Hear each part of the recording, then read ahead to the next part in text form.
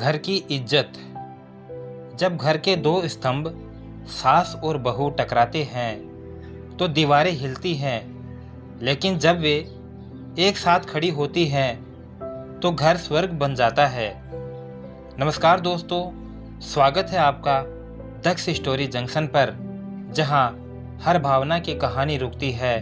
और ये कहानी है जयपुर के पास बसे एक छोटे से कस्बे की, जहां एक संयुक्त परिवार में सुमित्रा देवी और उनकी नई बहू रीता एक ही छत के नीचे रहती थी। सुमित्रा, जो देवी पारंपरिक विचारों वाली थी, जबकि रीता पढ़ी लिखी शहर की आधुनिक सोच वाली लड़की थी। शादी के पहले कुछ दिन ठीक चले, लेकिन धीरे धीरे रीता की नई सोच और सुमित्रा देवी की पुरानी परंपराएं आपस में टकराने लगी। सास को लगता बहू अब आदर नहीं करती और बहू को लगता उसे बेवजह बांधा जा रहा है। रोजमर्रा की छोटी छोटी बातें बड़े झगड़े बन जाती। पति और घर के बाकी सदस्य असहाय होकर सिर्फ देखते। एक दिन घर में शादी थी, पूरे मोहल्ले की महिलाएं जमा थी, लेकिन किसी ने ध्यान नहीं दिया। सुमित्रा देवी और रीता आपस में बात नहीं कर रही। किसी बुजुर्ग महिला ने कह दिया, घर की इज्जत तो औरतें ही बनाती है और औरतें ही बिगाड़ती है। रीता को ये बात बहुत चुभी। उसने खुद से सवाल किया, क्या मैं सच में इस घर की बहू नहीं बन सकी? उसी रात उसने सुमित्रा देवी के लिए हलवे में उनके पसंदीदा मेवे डाले और उनके कमरे में जाकर पहली बार खुद पहल की।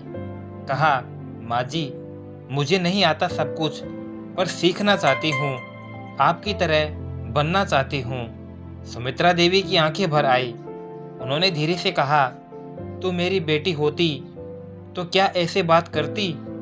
उस दिन के बाद से दोनों ने एक दूसरे को बदलने के बजाय समझने का प्रयास किया। रीता ने धीरे धीरे सुमित्रा देवी की पूजा विधियाँ सीखी और बदले में सुमित्रा देवी ने स्मार्टफोन से वीडियो कॉल करना भी सीख लिया। एक दिन मोहल्ले की वही महिलाएं फिर घर आईं और बोली, अब तो तुम्हारा घर चमकता है बहू की तरह। सुमित्रा देवी ने मुस्कुराकर कहा, क्योंकि अब मेरी बहू मेरी बेटी बन गई है। और रीता ने वही बात दोहराई, घर की इज्जत औरत से नहीं, उनके रिश्तों की समझदारी से बनती है। तो दोस्तों, इस कहानी ने यह साबित कर दिया कि सास बहू का रिश्ता कड़वा नहीं, मीठा भी हो सकता है, अगर दोनों एक दूसरे को समझने का मौका दें और प्रयास करें तो।